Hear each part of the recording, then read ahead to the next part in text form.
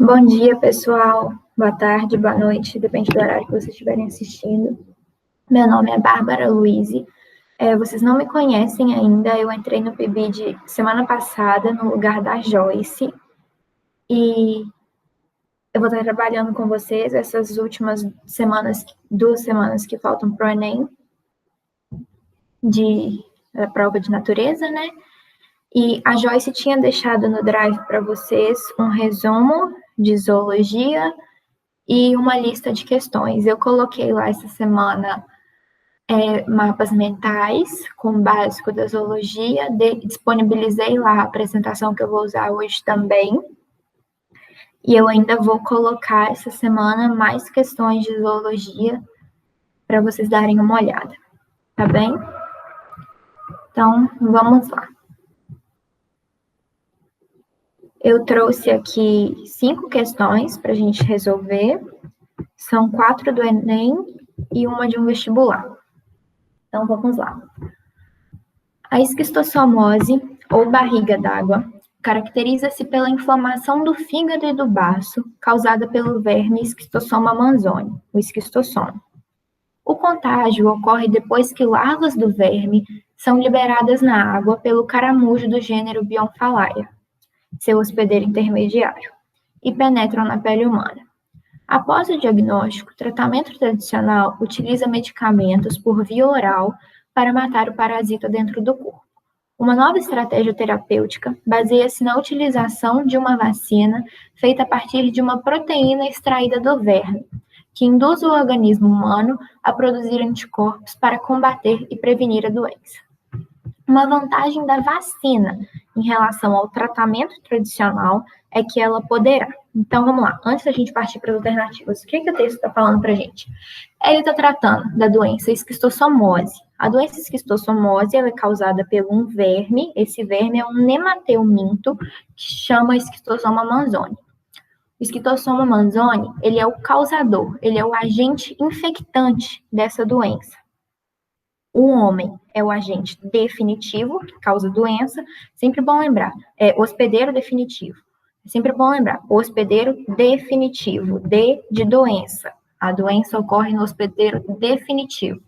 E o caramujo, do gênero Bionfalaria, é o hospedeiro intermediário. O esquistossoma manzoni não causa nenhuma doença no caramujo. E esse verme, ele entra, né, dentro do caramujo, se desenvolve, depois as larvas saem desse caramujo e penetram na pele humana, onde começa o contágio. Aí aqui a gente está falando que o tratamento tradicional, medicamentos via oral para matar o parasita. O que é isso? Depois que você percebe que você está doente, você procura um hospital e toma um remédio para eliminar esse parasita, né, o esquistossoma manzoni, de dentro do seu corpo. E eles desenvolveram uma vacina. O que a gente sabe sobre vacina? Da aula de imunologia. Essa é uma questão bem interdisciplinar, né? Trata de doença, de zoologia, de imunologia. A vacina, ela impede as pessoas de se adoecerem, né? Ela induz o organismo humano a produzir anticorpos para quando a pessoa estiver infectada, o organismo vai conseguir matar aquele agente causador da doença mais rápido. Então, vamos partir para as alternativas. Uma vantagem da vacina em relação ao tratamento tradicional é que ela poderá impedir a penetração do parasita da pele. Em momento algum falou isso, porque é muito difícil você impedir alguma coisa de penetrar na sua pele através de vacina. Se você quiser impedir as larvas do esquistossoma de entrar na sua pele, o que você faz? Você não entra em água contaminada, sendo que a maioria das doenças causadas tanto por plateumintos quanto por nemateumintos é causada pela falta de higiene, entrar em águas sujas, que não tem tratamento, essas coisas. Eliminar o caramujo para que não haja contágio. Isso é sim uma medida para combater a esquistossomose. Existem, né, combates à esquistossomose que atuam eliminando o caramujo. Mas pensa comigo, isso não é feito pela vacina, isso é feito por outras coisas. Você vai lá, tira os caramujos da água, coloca remédio na água para eliminar esses caramujos, sendo que eliminar a esquistossomose, eliminando o caramujo, não é muito ecologicamente certo, né? Porque você interfere no ecossistema daquela região. Impedir o acesso do esquistossomo especificamente para o fígado. Vamos lá. A inflamação, a esquistossomose ou barriga d'água caracteriza-se pela inflamação do fígado e do baço. Então, impedir o acesso especificamente para o fígado não vai impedir a pessoa de se adoecer. E aqui citou fígado e baço, mas a esquistossomose ela atua em outros órgãos também. Então, não. Agora vamos ver aqui a próxima alternativa. Eliminar o esquistossomo antes que ocorra o contato com o organismo. Não, porque isso seria basicamente a alternativa A também, só que aqui você impediria a penetração do parasita na pele e aqui você eliminaria o esquistossomo. Então, a vacina não faz isso e nem é viável. Agora, letra E, eliminar o esquistossomo dentro do organismo antes da manifestação de sintomas. Exatamente isso, assim que a maioria das vacinas atua. Você toma uma vacina, o seu sistema imunológico começar a produzir anticorpos, e aí, antes de você adoecer, o seu organismo já vai ter conseguido eliminar o esquistossomo de dentro do seu corpo. Então, resposta, letra E. Questão 2. Os anfíbios representam o primeiro grupo de vertebrados que, evolutivamente, conquistou o ambiente terrestre. Apesar disso, a sobrevivência do grupo ainda permanece restrita a ambientes úmidos ou aquáticos. Desculpa. Ainda permanece restrita. Apesar disso, a sobrevivência do grupo ainda permanece restrita a ambientes úmidos ou aquáticos, devido à manutenção de algumas características fisiológicas relacionadas à água. Uma das características a que o texto se refere é a... Então, antes da gente partir para as alternativas, vamos analisar aqui o que está falando. Então, está falando de anfíbios. Anfíbios são cordados, né? Assim como peixes, aves, répteis e mamíferos. Eles são o primeiro grupo de vertebrados que evolutivamente conquistou o ambiente terrestre. Então, porque na ordem de peixes e anfíbios. Então, os anfíbios foram o primeiro grupo a sair da água.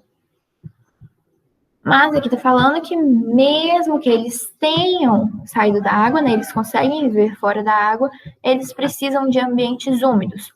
O que a gente sabe sobre anfíbios? Vamos lembrar dos sapos primeiro, porque eu acho que é mais fácil a gente pensar quando a gente pensa em sapos, porque é um animal mais comum no nosso dia a dia. O que a gente sabe sobre os sapos, que eles precisam de ambientes úmidos ou aquáticos? Vamos pensar nas características gerais dos anfíbios. A gente sabe que a fecundação deles é externa. O sapo, ele abraça a sapa, aperta a sapa para que ela libere os ovos na água, e aí o sapo libera seus espermatozoides na água também, e ocorre a fecundação ali, na água, do lado de fora do corpo da fêmea, e esses ovos vão se desenvolver na água e crescer e virar girininhos. Outra coisa que a gente sabe sobre anfíbios é que, apesar deles terem pulmão e realizar respiração pulmonar, eles também realizam respiração cutânea. Eles têm uma pele bem fininha, que é coberta tipo por uma gosma para manter essa pele úmida. E além de realizar respiração pulmonar, eles fazem trocas gasosas pela pele. Então, são as duas características que a gente sabe sobre anfíbios que fazem com que eles necessitem da água. Agora vamos para as alternativas. Reprodução por viviparidade. Vamos lá. A gente sabe que os anfíbios precisam da água para reprodução, mas vivíparos são os organismos nos quais o embrião ele é mantido dentro do corpo da mãe. O embrião se desenvolve dentro do corpo da mãe. Os anfíbios não são assim, os ovos se desenvolvem na água, a fecundação é externa, então eles não são vivíparos, e esse tipo de reprodução também não depende da água. Respiração pulmonar nos adultos. Vamos lá, a gente acabou de falar sobre respiração. Os anfíbios têm sim respiração pulmonar, mas é a respiração pulmonar que torna a água necessária para eles? Não, porque nós também temos pulmões, realizamos respirações pulmonares e não precisamos da água para respiração. Os anfíbios precisam da água para respiração cutânea que eles realizam, respiração pela pele. Vamos lá, regulação térmica por endotermia. O que é endotermia? Endotermia é a capacidade de você controlar a própria temperatura do seu corpo. Alguns animais conseguem controlar a temperatura. Quais são esses? São as aves e os mamíferos. Aves e mamíferos são os únicos grupos endotérmicos que regulam a própria temperatura.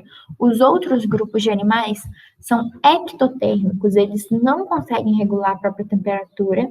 A temperatura deles varia de acordo com a temperatura do ambiente. Então, letra C, errada também. Vamos partir para a letra E, depois a gente volta na D. Locomoção por membros anteriores e posteriores desenvolvidos. Os sapos têm membros posteriores e anteriores bem desenvolvidos? A gente sabe que os sapos, a gente sabe que eles se locomovem por saltos. A gente sabe que eles têm patas dianteiras e patas traseiras, mas isso é relacionado à água de alguma forma? Tipo, os répteis e nós, humanos e os mamíferos, a maioria dos mamíferos, possuem membros anteriores e posteriores desenvolvidos. Nós não precisamos de água. Isso, o desenvolvimento dos membros, ele é uma característica que favorece a vida terrestre, não a vida aquática. Então, letra D, cobertura corporal delgada e altamente permeável. Sim, é a questão da pele, da cutis dos anfíbios. Ajuda na respiração cutânea. E outra coisa, os sapos, principalmente, eles não bebem água, eles absorvem água através da pele. A pele é altamente permeável, a cobertura corporal delgada e altamente permeável permite a absorção de água e a troca gasosa com mais facilidade. Então, a resposta, letra D. Vamos lá. O deserto é um bioma que se localiza em regiões de pouca umidade. A fauna é predominantemente composta por animais roedores, aves, répteis e artrópodes. Uma adaptação associada a esse bioma presente nos seres vivos dos grupos citados é. Então, vamos lá. O que está querendo saber da gente? Eles estão querendo que a gente analise essas alternativas aqui e ache a que traz uma característica que todos esses grupos de animais têm. Quais são esses grupos? Mamíferos, aves, répteis e artrópodes. Uma característica comum a todos esses 4 grupos de animais que permite eles se darem bem no deserto, que é extremamente seco e quente. Seco e quente. Então, vamos lá. Letra A. A existência de numerosas glândulas sudoríparas na epiderme. A gente sabe que as glândulas sudoríparas ajudam a você a manter sua temperatura corporal. Então, se o deserto é um ambiente extremamente seco, faz sentido, né? Porque a gente vai suar e vai conseguir manter a temperatura terrestre, a do corporal.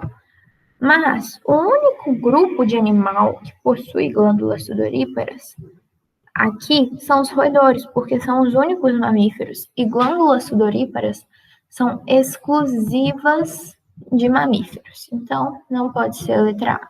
Vamos partir para a letra C. Desenvolvimento do embrião no interior de um ovo com casca.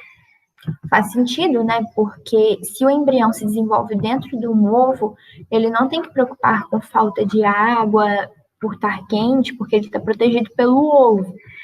Porém, mais uma vez, roedores, né? Mamíferos não botam ovos. Então, como que... Não dá, tem que se encaixar em todos os 4. Capacidade de controlar a temperatura corporal, né? Ser endotérmico.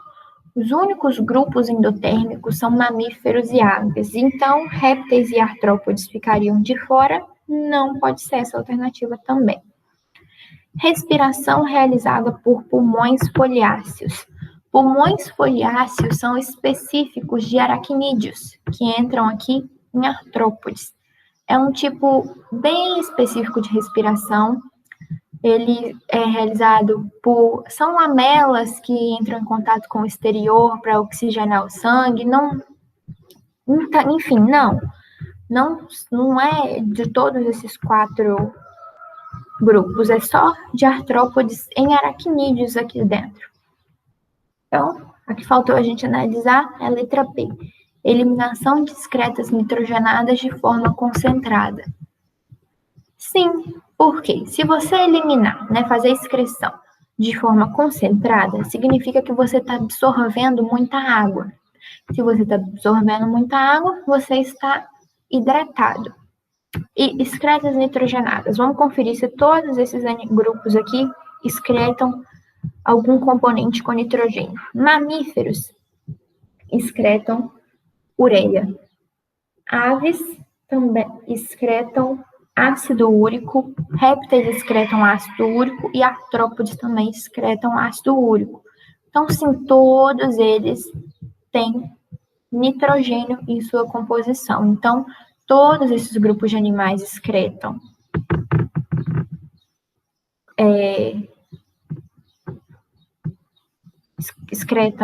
excretas nitrogenadas e sim são de forma concentrada para evitar a perda de água desnecessária. Então, a resposta é a letra B. Número 4.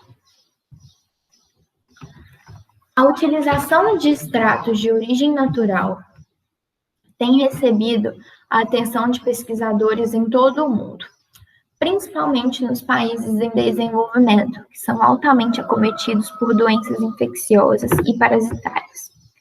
Um bom exemplo dessa utilização são os produtos de origem botânica que combatem insetos. Então, o uso desses produtos pode auxiliar no controle e aqui me deram diversas doenças. O que está falando aqui? Que eles estão utilizando alguma coisa de origem natural que combate inseto. E a utilização desses produtos naturais para combater insetos pode ser utilizado para controlar alguma dessas doenças. Então, se esse extrato combate inseto, a doença que ele vai controlar tem que ser causada ou transmitida por um inseto. Vocês concordam comigo? Porque se não estiver relacionado a um inseto, isso aqui é usado para matar inseto, não faz sentido. Então, a gente tem que analisar essas doenças aqui e procurar qual que é transmitida por um inseto. Esquistossomose. A gente já viu que a esquistossomose é causada por um nemateuminto, Schistosoma manzoni, e é transmitida, e tem como o hospedeiro intermediário um caramujo do gênero Bionfalaria. Então, não. Leptospirose. A leptospirose, ela é transmitida ela é causada por uma bactéria presente na urina de roedores, principalmente dos ratos. Então, bactéria, mamífero, não tem nada a ver com inseto. A hanseníase também é causada por uma bactéria, então não é transmitida por insetos. E a AIDS é causada por um vírus e é transmitida de humano para humano. Então, sobrou aqui para a gente analisar a leishmaniose. A leishmaniose, ela é causada por um protozoário, mas ela é transmitida pela picada de um mosquito conhecido como mosquito palha, do gênero Lutsomia. Então, se esse extrato natural combate inseto, ele vai combater o mosquito palha. Ele combatendo o mosquito palha, a leishmaniose não vai ter o seu vetor, não vai ter o mosquito para transmitir o protozoário para causar a doença. Então, resposta letra C, leishmaniose. Gente, eu vou ressaltar aqui que é importante vocês estudarem doenças relacionadas à zoologia.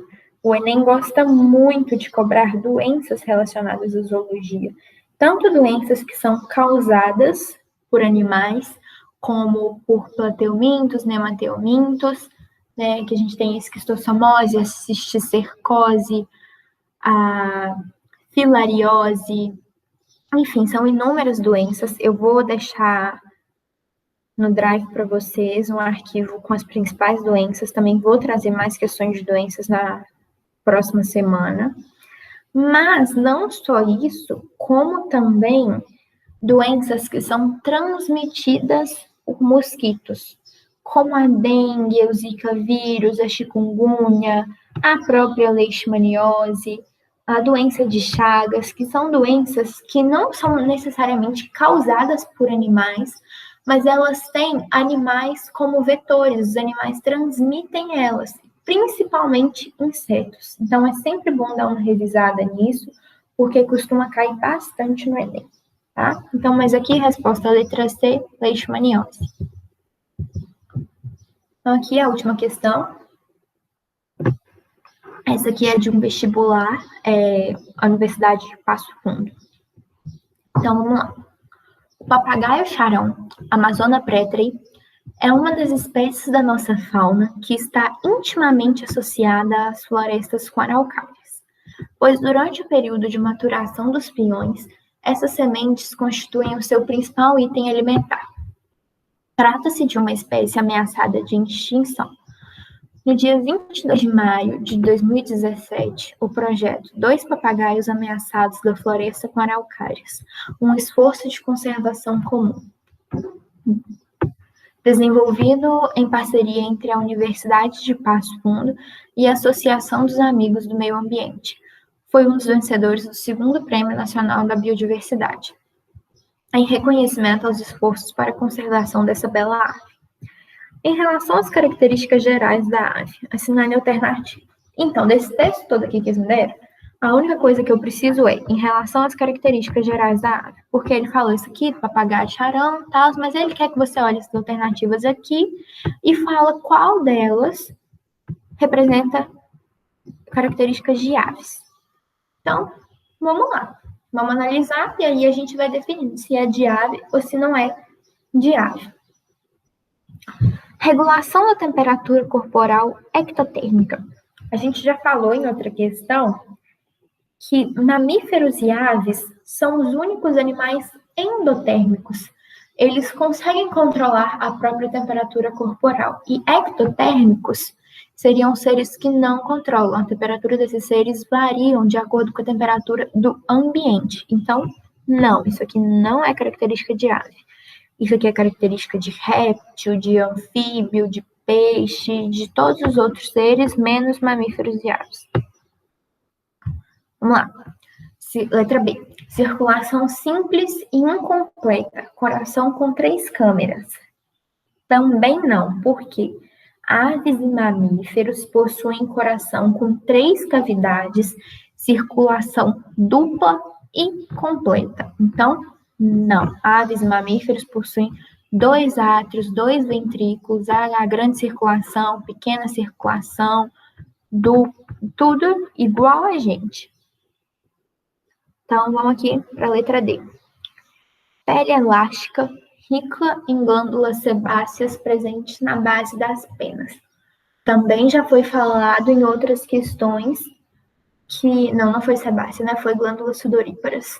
Mas tanto glândulas sebáceas quanto glândulas sudoríparas são específicas de mamíferos. Então, aves não possuem glândulas sebáceas.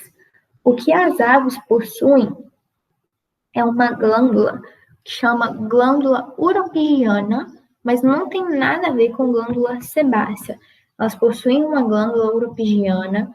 Essa glândula, ela secreta um óleo e esse óleo é para manter as penas impermeáveis. É muito comum a gente ver as aves alisando as próprias penas, elas estão espalhando esse óleo secretado pela glândula uropigiana, tá? Mas não é uma glândula sebácea.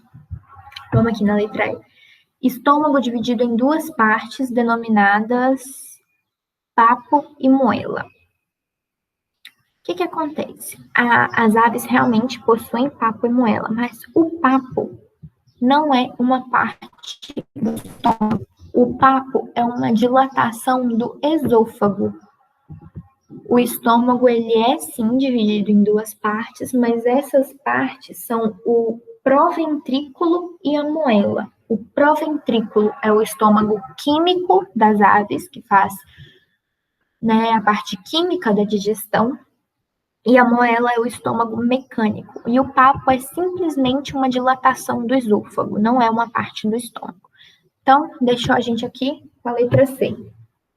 Excreção por meio de rins metanéfricos e ausência de bexiga urinária. Sim, as aves realizam excreção por meio de rins e elas não possuem bexiga para facilitar o voo, porque a bexiga pesaria muito o corpo delas, uma bolsa cheia de líquido atrapalharia o voo, então elas não possuem bexiga e a excreção delas é feita por um único orifício, né, a cloaca, e ali sai fezes e urina juntos, e não possui bexiga porque atrapalharia o voo, então a gente analisou todas as outras, nenhuma referente a aves, apenas essa, então, resposta letra C.